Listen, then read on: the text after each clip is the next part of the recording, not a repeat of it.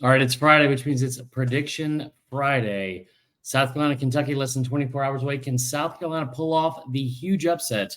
I tell you exactly how and why they will. Locked On Gamecock starts right now.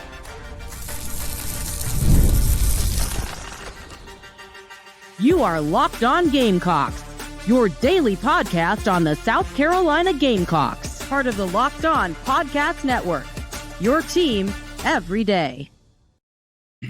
What's up, guys? Welcome into Locked On Gamecocks. I'm your host, Chris Marler. I appreciate you guys coming along for the Friday edition of this week's episode, previewing and predicting tomorrow's game against Kentucky in Lexington. So thank you again for making Locked On Gamecocks your first listen each and every day. Shout out to our everydayers.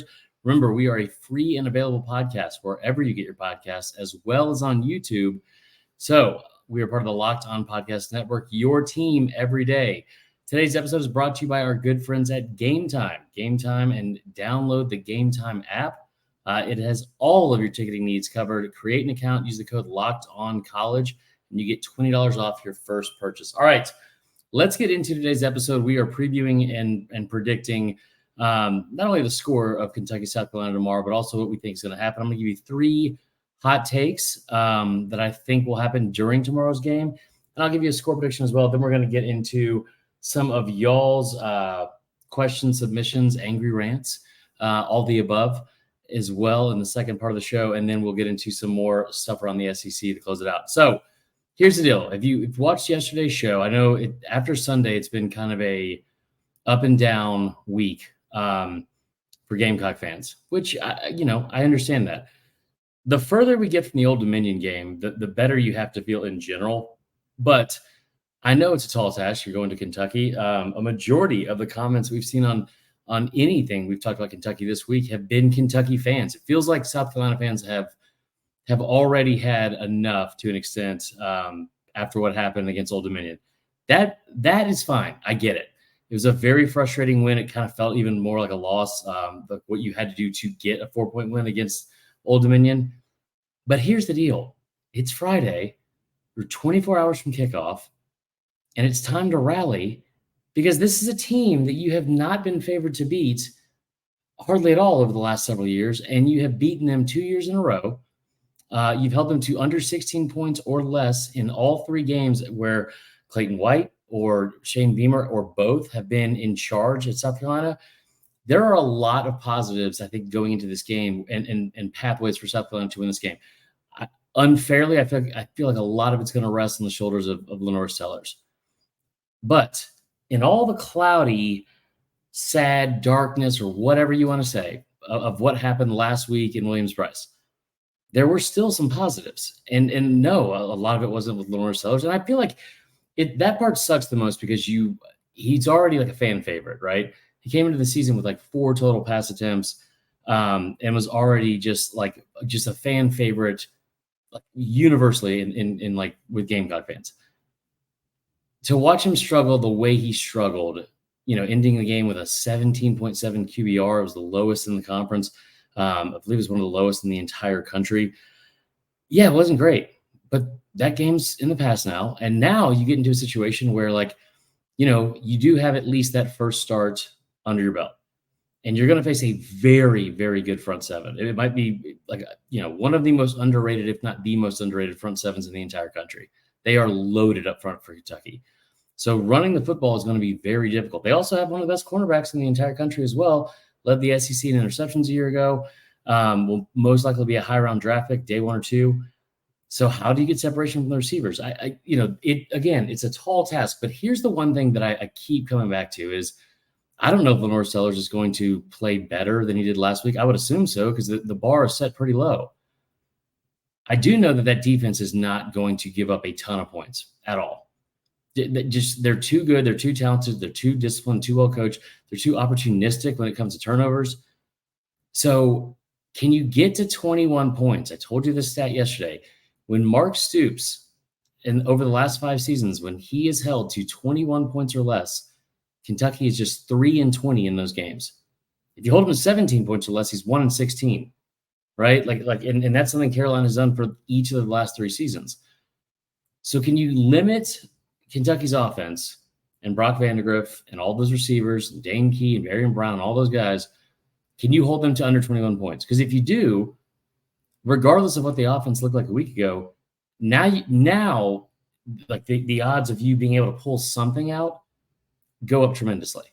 And that might sound stupid to some people, or like, that we're just being overly optimistic or sunshine pumping or whatever.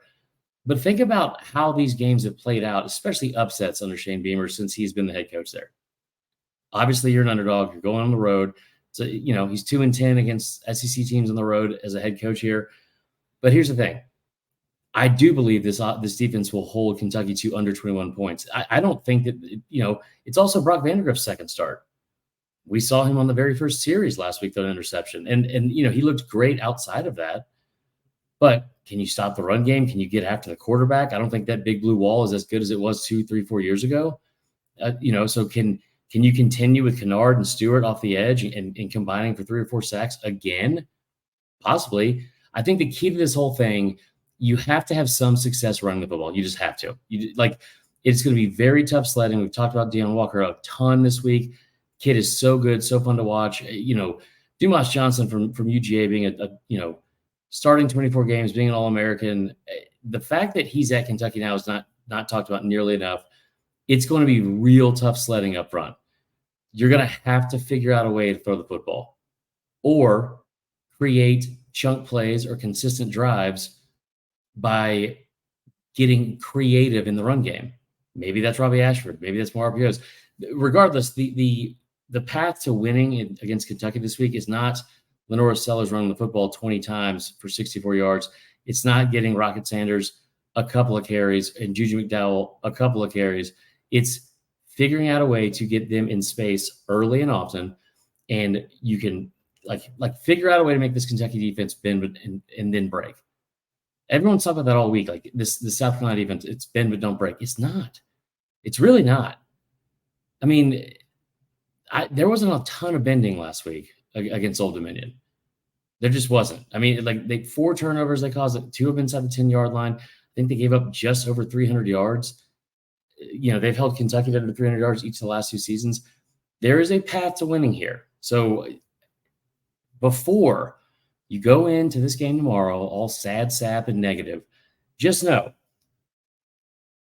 that it's still at 3:30 and Kroger Field, of all places, they are going to tee up that ball, and they're going to have to line up and play for 60 minutes. So that being said, I don't think Beamer and Sellers and Sanders and anyone else is going into Lexington tomorrow feeling sorry for themselves. So, let's move on from the ODU game. Let's collectively move on. Now, all I want to do on Saturday or Sunday morning is just to have a complete opposite 180 version of that video we recorded last week, where there are no overreactions, except the overreactions are, can this team go 4-0 in the month of September? We will see. I will give you my predictions now. I'm also going to give you some, not just the score prediction, but some predictions on what I think will happen in this game. So first and foremost, I do think that Kentucky will not be able to establish the run. I just don't. Like they got a pretty talented back. They're going like Mark Stoops. That's his bread and butter. He wants to have an offensive identity that is pounding the football. But one, all of your best skill position players and offensive and like playmakers are at receiver and quarterback. So, there's a reason why in limited action last week, Vandagriff still had 3 touchdowns and was wildly efficient throughout that game. I do think that South Carolina will be able to stop their run game. Can you get enough stops in the secondary? You cannot be off the field for a majority of this game and having sustained drives. This is an offense for Kentucky that does not score very quickly, right? Like I told you the stats yesterday. I think in the last, 27 games, they've scored first only 11 times. That is not an offense, regardless of who the coordinator's been, the quarterback, or any of that. It is not an offense that is going to strike quick and try to get on top of you early at all. There's a reason why South Carolina has had a 7-0 lead and a 10-0 lead in the first quarter of each of the last 2 seasons they won. So you have to be able to stop the run. You have to make them one-dimensional and try to play left-handed, because the strength of this defense is the strength of this team for South Carolina is clearly the defense. It's up front, getting off off the edge and being able to get to the quarterback, as well as the secondary. So that's the first thing I think they're going to do. Second off, I do think Lenore Sellers plays better. I do think Robbie Ashford has some sort of role in this game. I don't know how big of a role that would be. I don't know if it's just a decoy, if it's Wildcat, if it's whatever. I'll take it a step further. Luke Doty might make an appearance at the backfield as well. I think there's going to be a different number and face and last name in that backfield at some point during the game. And I don't think that's because they're worried about Sellers long-term or trying to take his job or anything like that, but they are going to have to get creative, and they cannot get into a situation where they struggle for several series in a row like they did last week. You look at the game against Kentucky a year ago, the way the whole thing played out was you get up to an early lead, and then all of a sudden you have like 8 straight drives that I think ended. I don't think they were 3 and out. It was 6 or 8 straight drives where you yielded nothing, right? Like nothing, and could not get anything going on offense. And then you had like a 3rd and 15, and Rattler hits Xavier Legette. Those 2 guys are not on this roster. So you're going to have to figure out a way to not get yourself in that situation, because that is, I don't think, a hole they can dig themselves out of with this current team. So I do think you're going to see that. The other thing I think you're going to see at some point, you're either going to see a trick play, or you're going to see some sort of special teams creativity, is what I'll say. Listen, it's only game 2, but it does kind of have the feeling of like you got to pull out all the stops. Like what's there to lose? So you're already almost a double-digit underdog. Nobody's giving you a chance. And I think that you need to give Dowell Loggins as much help as possible to get some points on the board and get the ball moving. And Lenore Sellers, but especially Dowell Loggins. Create short fields, not inside the 10, but create short fields, try to force some turnovers, all those things that have been the key to success over the last several years in this rivalry and also for South Carolina in general. You're going to need to do all that. I believe that's 3. I'll give you one more. Some receiver is going to have a breakout game.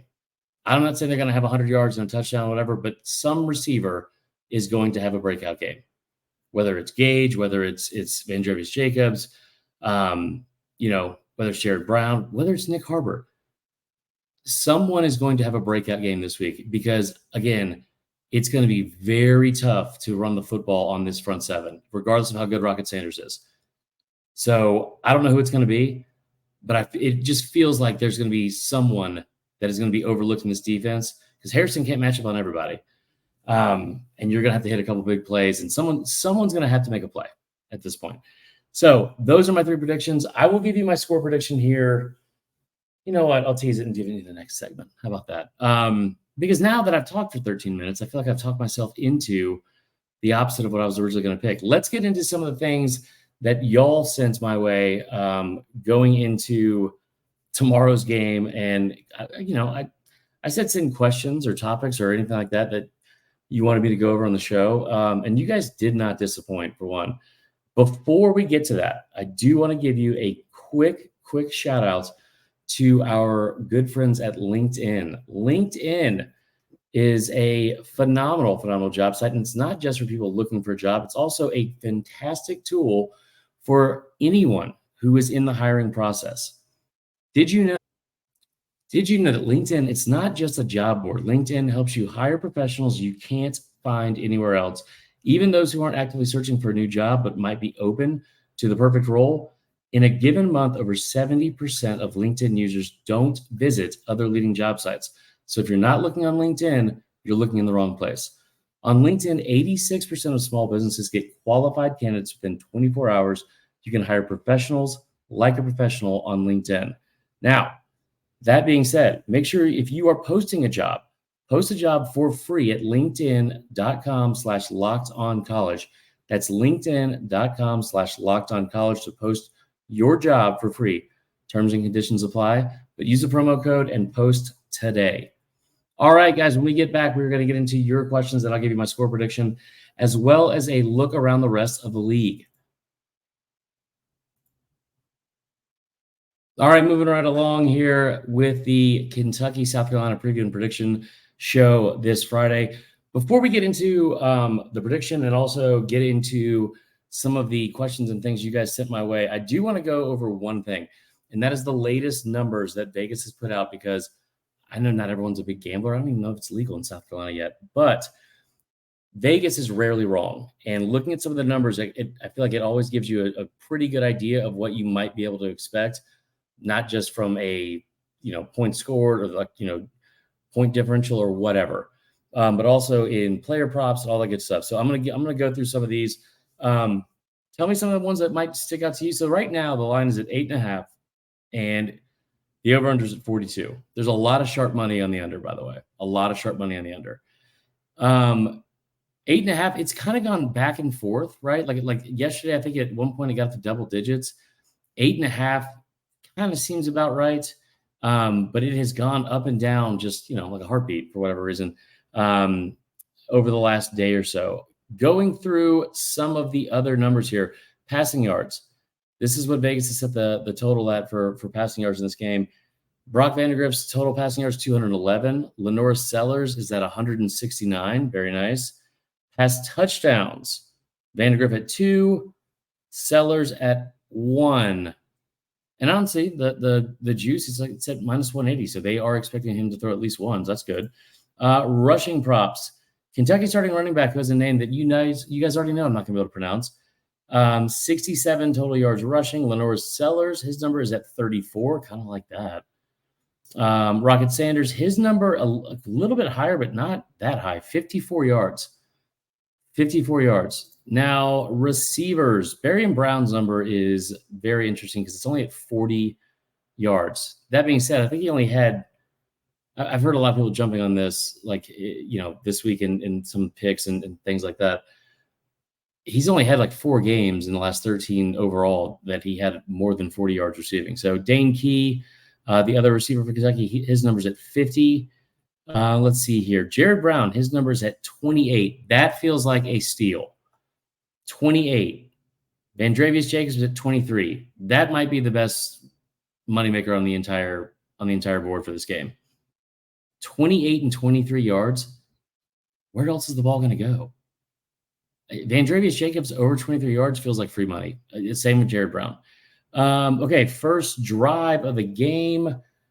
Yeah, so there's you can bet on whether or not Kentucky scores on the first drive of the game. It's minus 185. That is definitely free money. That is definitely free money. Again, very slow starting team, and South Carolina is a very good defensive team as well. All right, first the game, Kentucky score first, minus 188, blah, blah, blah, whatever. All right, halves, nothing crazy. Total in the first quarter is 9.5, which is kind of odd, and they're not really expecting much out of Carolina in that one. The first half line is Kentucky minus 5.5, and the total is at 21.5. God, that's low. Very, very low. The team total, what they're expecting South Carolina to score in the first half, at 7.5 total points. Kentucky is right at 12.5. I kind of like that. And that's pretty much it. We got a couple more that we can just run through. Just basically the team totals for each team. Kentucky, their team total for points scored in this game is right at 26.5. I kind of like that because I don't think they're going to go over that. South Carolina's is 16.5. So what are we seeing here? Basically, what Vegas is telling you is 26 or 27 to 17. Kentucky will cover the spread. The over will hit. It'll be very low scoring early on, especially. That's what Vegas is saying. It also is pretty much saying that there's not going to be a ton of offensive production from South Carolina, which I understand, but they're going to have to get yards somehow, right? So it does feel like there's some good good values on that board. Anyway, let's get into the prediction I got for you. All right, I've gone back and forth on this. There's no part of me that thinks that Kentucky is going to cover 10 points against South Carolina. They don't do that very often in general. They definitely don't do it against Power 4 or conference teams when they're a 10-point favorite or more. They're going to have to get the 21 points. I told you the numbers again. They are going to have to win the turnover battle because when they win the turnover battle, I think they're 9-2 over the last 11 games. When they don't, they're 3-10. That does not bode well for them because they most likely will not win the turnover battle against the South Carolina defense, who's led the SEC in total turnovers force over the last 3 years. I think Carolina keeps it close. all you can hope for is to get to the fourth quarter. It is a road game. It is a young quarterback on the road. Kroger Field's an underrated environment. I think this game goes down to the wire here, and I'm going to say Kentucky wins, but I think it's a lot closer than people think. I think it's about 21-17. I hope I'm wrong. But I do like what they have built with this roster. I still think it's a team that if they get, things firing on the right cylinders and all that kind of stuff, they can be pretty dangerous this year. And I just think that they are a few steps ahead of South Carolina right now at this point of the season, based on what we've seen so far. So my prediction, Kentucky 21, South Carolina 17. Again, I do think that South Carolina covers the spread. This has been a low-scoring game every single year they've played it since Beamer's got there. I think it was 38 total points one year, 26 the other, and 31. So the under, it makes sense that it would be that low. And again, I don't know how many offensive points this team's going to put up. I don't think that the defense is going to give up anything substantial at all. So that is my prediction, Kentucky 21-17. Before we get out of here, let's go over some of y'all's predictions and questions as well. This is what a few of y'all sent me about the game in general, what you're expecting. First was from Luke RJ on Twitter. He says, as you learned for the first time last week, South Carolina is so hard to predict. Nothing makes any sense. So my mind says the offense looks even worse than last week or not improved at all. That would be insane. But my heart wants me to believe Sellers will look like a totally different quarterback and does just enough to win the game. That's from Luke RJ on Twitter. We also had David Carter, good buddy of mine from Instagram and in real life as well. Longtime listener. What would the stat line need to look like for Sellers in order for him to put them in position to win? That's a good question. What would the stat line need to look like from Sellers for South Carolina to be in a position to win? I think you got to have you got to hit on every single one of your, like the props I just brought up. I think you probably have to have over 170 yards passing. I think you definitely have to have over 34 yards rushing. I mean, he would need, I think, around 250 total yards, at least 2 touchdowns, and 0 turnovers. And I'll tell you another thing too. It's not just the 0 turnovers, but it's also very limited pre-snap penalties or mistakes. Like, you don't have to be perfect in this game by any means, but some of the delayed decision-making and some of the, just early game jitters that he had a week ago, that can't happen this week. It can't happen multiple times. So, yeah, I think if he goes for 250 and 2 total touchdowns and doesn't have a single turnover, yeah, I think they can be in a position to win. And it doesn't even have to be something where he lights up the world where it's like with 70% completion percentage or whatever. Get some chunk plays. Complete 50% of your passes. I don't care. But if you can get a couple that are for 20 and 30 yards at a time, maybe get, a couple of chunk plays, not even in the run game, but like maybe with some screen passes, get Juju going. Maybe don't tackle them this time. Get the receivers in some sort of free space. Because I don't know how, like, Dow Loggins is going to have to draw up some plays that gets guys open. I don't know if it's going to be rub routes. I don't know if it's going to be like, making a safety bite on something like with combo routes. I don't know. But Dow Loggins is going to have to figure out a way to get these guys open because they did not have any separation last week. So, yeah, I mean, and also when you say 250 with 2 touchdowns and no interceptions, that feels doable. Like that feels very doable. And again, this is a Kentucky program that is very turnover prone. So you don't have to be perfect because God knows they're not going to be. Right? All right, last question is from Hannah Bagman, who said, would Shane Beamer have a head coaching job if his last name wasn't Beamer? ... Sorry, I'm jaded, man. Okay, that was honest. Good for you. We're going to work through it. Would Beamer have a head coaching job if his last name wasn't Beamer? Probably. Listen, Will Muschamp and Mike Bobo Bobo has a terrible last name. He's been in coaching longer than some of the congressmen in Washington. There are no term limits when it comes to assistant coaches in the SEC. It's insane. So he probably would somewhere. I don't know if he would be like a Bobo or Muschamp where he just always has a job. But, yeah, probably. What else would he do? Oh, she answered that. It said real estate. Okay, well, there's that. All right, let's get to a quick little break, and then we will close out the show, telling you my favorite games and best bets for the other games around the conference this Saturday.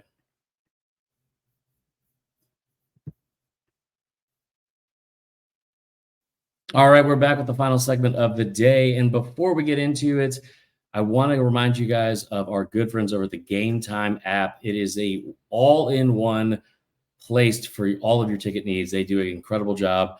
And I wouldn't just say that to you. Now, make sure you go visit the Game Time app today. Download it, get it in either, the Apple Store or Google Play or whatever.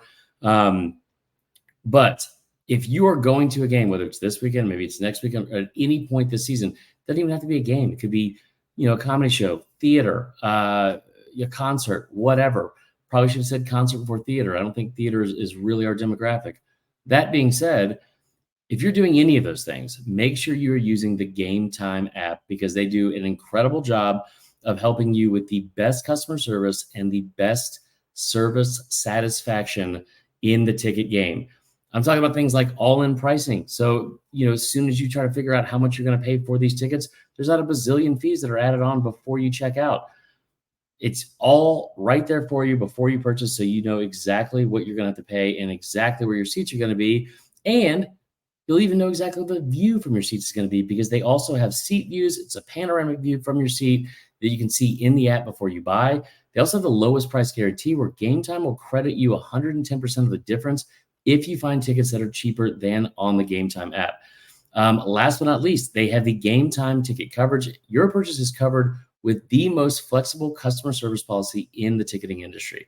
Now, take the guesswork out of buying tickets with Game Time. Download the Game Time app, create an account, use the promo code LOCKEDONCollege for $20 off your first purchase. Terms apply, but again, create an account and redeem the code LOCKEDONCollege for $20 off. Download Game Time today. What time is it? It's game time, guys. There you go. All right, let's close out with this. It is week 2 of the college football season, and there are a decent amount of good games.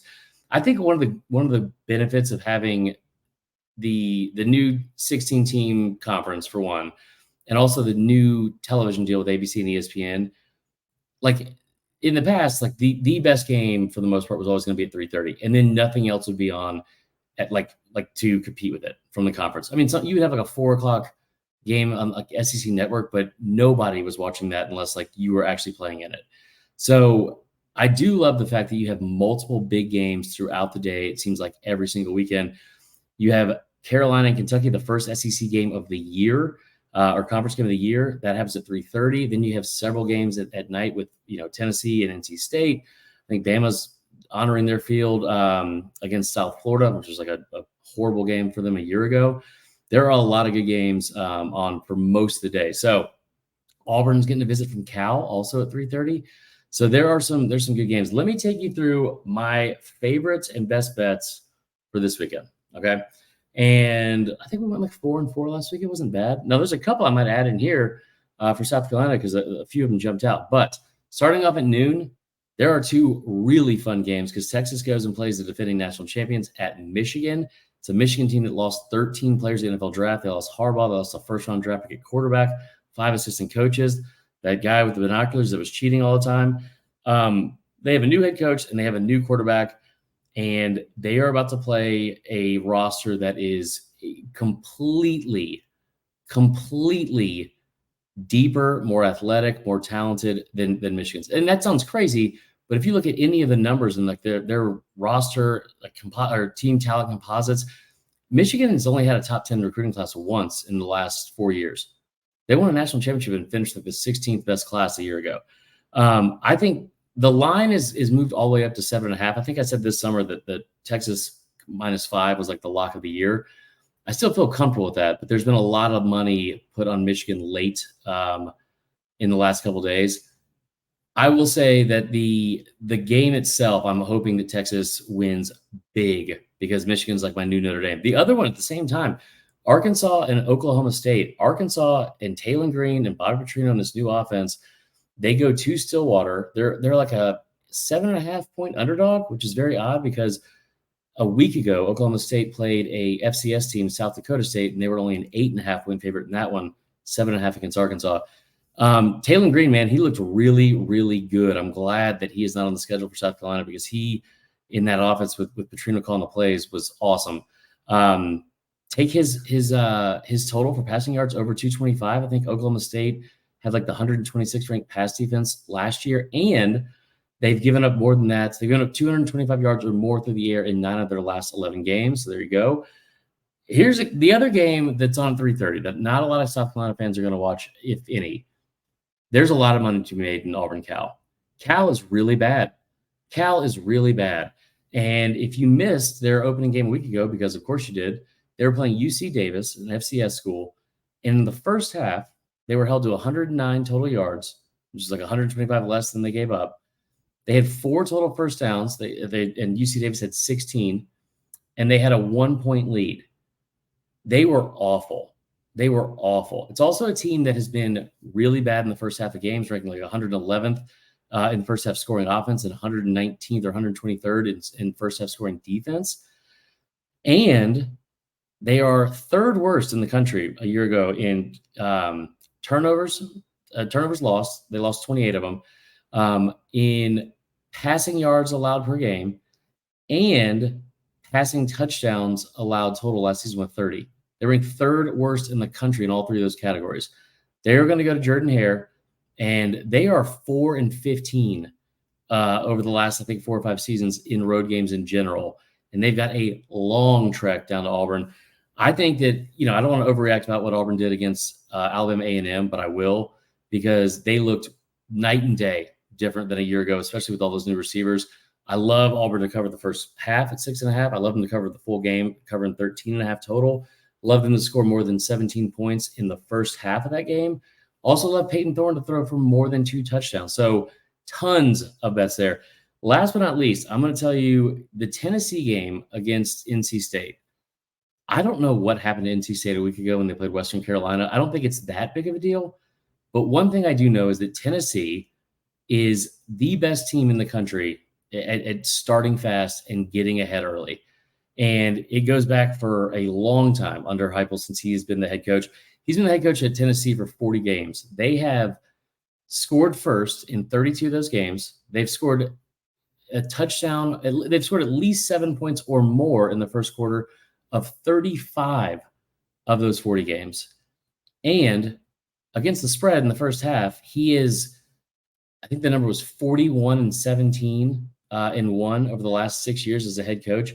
It is by far the best record against the spread in first half of games of a total of 305 FBS head coaches.